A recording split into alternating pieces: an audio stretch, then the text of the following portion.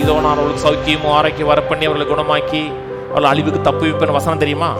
மனதளவில் இருக்க சொல்லலை. மனது வெளியே டச் பண்ணாம ஆவியோடு டச் பண்ணுச்சுன்னா ஸ்ட்ரென்த்தா இருக்கும். அதுக்கு படிக்கணும், திரும்பி தியானிக்கணும், திரும்பி சிந்திக்கணும், அதை கண்டுபிடிக்கணும்.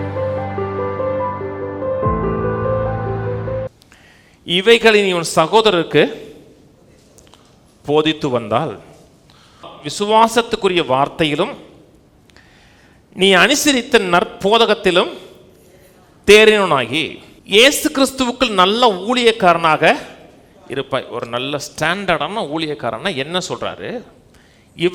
இவைகளை நீ சகோதரனுக்கு போதித்து வந்தால் இருக்கு. ஆங்கில பைபிளில் இவைகளை நீ சகோதரருக்கு நரிஷ் பண்ணான் இருக்கு. நரிஷ் பண்ணா அவர்களை போஷிச்சு வந்தால் இருக்கு. சொன்னது புரியுதுங்களா? வார்த்தைகளை கொண்டு, விசுவாச வார்த்தைகளை கொண்டு அவர்களை போஷித்தாள்ங்கிறார். விசுவாச வார்த்தைன்னு சொல்லும் பொழுது விசுவாசத்தை குறித்து மட்டும் இல்லை, விசுவாசத்தை உற்பத்தி பண்ணக்கூடிய வார்த்தைகளை. சொன்னது புரியுதுங்களா? செழிப்பில் ஒரு விசுவாசத்தை உற்பத்தி பண்ணி கொடுக்குறது, வாழ்ந்திருக்கலான்னு உற்பத்தி பண்ணக்கூடிய வார்த்தைகளை போதித்து வந்தாள்ங்கிறார். ஆவிக்கு போதிக்கணுமா? ஆவிக்கு போதிக்கணுமா? போதிக்க வேணாம். வேதம் சொல்லுகிறது ஒன்றும் போதிக்க வேண்டிய அவசியம் இல்லைன்னு இருக்கு. சகலமும் ஆவிக்கு தெரியும் இருக்கு. எதுக்கு தெரியாது? இப்போ நான் உங்களுக்கு ஆவிக்கா போதிக்கிறேன், உங்க மைண்டுக்கு போதிக்கிறேன். நான் சரியான காரியத்தை நான் போதிக்கிறேன் என்றால் உங்க மைண்டில் விசுவாசம் வந்திருக்குன்னா நீங்க ஸ்ட்ராங்கா நல்ல காரியங்களை எதிர்பார்க்கக்கூடிய ஆளா இருப்பீங்க. ஏன்னா வெறும் மைண்டை மட்டும் சொல்லலை. நிறைய மக்களுக்கு வசனம் தெரியும், அவருடைய தழும்புகளாம் சுகமானே தெரியுமா? இதோ நான் அவர்களுக்கு சௌக்கியமும் ஆரோக்கியம் வரப்பண்ணி அவர்களை குணமாக்கி அவர்கள் அழிவுக்கு தப்புவிப்பேன்னு வசனம் தெரியுமா? மனதளவில் இருக்க சொல்லலை. மனதளவில் இருக்கிறதுங்கிறது இந்த புத்தகத்தில் ஒரு அறிவு இருக்கு. இந்த புத்தகத்தில் இருக்க அறிவு இந்த மைண்டுக்கு இருக்கு.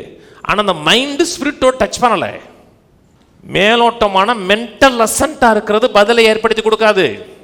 மனதளவில் இந்த மனதில் இருக்கிற அறிவு கவனிக்கிறீங்க. மனது வெளியே டச் பண்ணாம ஆவியோடு டச் பண்ணுச்சுன்னா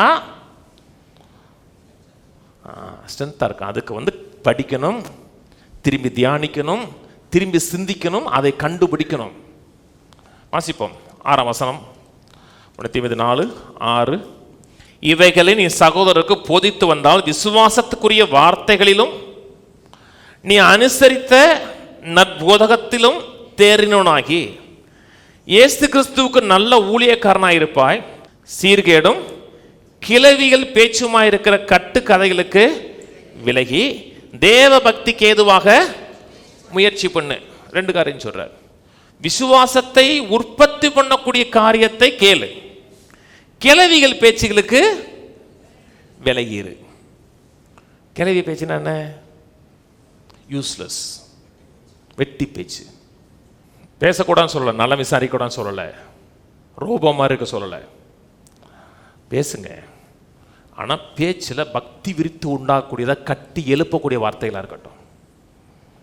என் மகனே வார்த்தைகளை கவனி, அட்டன் மை வேர்ட். டாக்டர் பேசுகிறார்.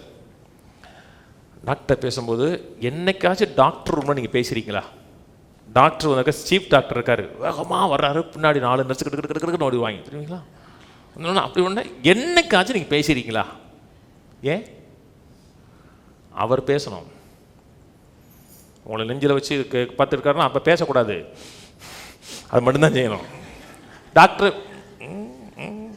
அவ்வளோதான், பேசக்கூடாது. என்ன செய்யணும்? அவர் பேசுகிறத கேட்கணும். நல்லா கவனிங்க. டாக்டரை விட நான் பவர்ஃபுல்லான ஆளுங்க தெரியுமா? டாக்டர் வெறும் சரீரத்துக்கு மட்டும் தான் மருந்து கொடுக்குறாரு. நான் உங்களை ஆவிக்குரிய காரியங்களை சொல்லிக் கொடுக்குறேன், மனதுக்குரிய காரியங்கள் சொல்லிக்கிறேன், உங்கள் ஹோல் வாழ்க்கையை பற்றி பேசுகிறேன். டாக்டர் சொல்லுவார் சில நேரத்தில் முடியாதுங்க. அவர் கிடைச்ச மெடிக்கல் அறிவில் அவர் சொல்கிறார். அவர் தப்புன்னு சொல்லலை. டாக்டர் இல்லை, நர்ஸ் இல்லை, ஊசி இல்லைன்னா ரொம்ப பேர் செத்து போயிருப்பாங்க தெரியுமா? நான் டாக்டருக்கு எதிரான ஆள் கிடையாது, நர்ஸுக்கு எதிரான கிடையாது, மெடிசனுக்கு எதிரான கிடையாது. ஆனால் டாக்டர் சொன்ன வார்த்தை ஃபைனல் வார்த்தை எடுக்காதீங்க. அவர் ஒரு மனுஷன், அவர் சொன்னது ஃபைனல் வார்த்தை கிடையாது. அவர் சொன்ன உடனே என் மகனே என் வார்த்தைகளை கவனி, அது கவனி செலுத்துங்க. அவைகளை கண்டுபிடிக்கலாம். உடலுக்கெல்லாம் ஆரோக்கியமாம். இரவும் பகலும் கர்த்தருடைய வார்த்தை மெடிடேட் பண்ணுங்க. உடல் முழுவதும் உயிர் பெற ஆரம்பிக்கும். ஜீவன் அடையும். புது பலன் உண்டாகும். கழுகுக்கு சமானமாக ஆகும்.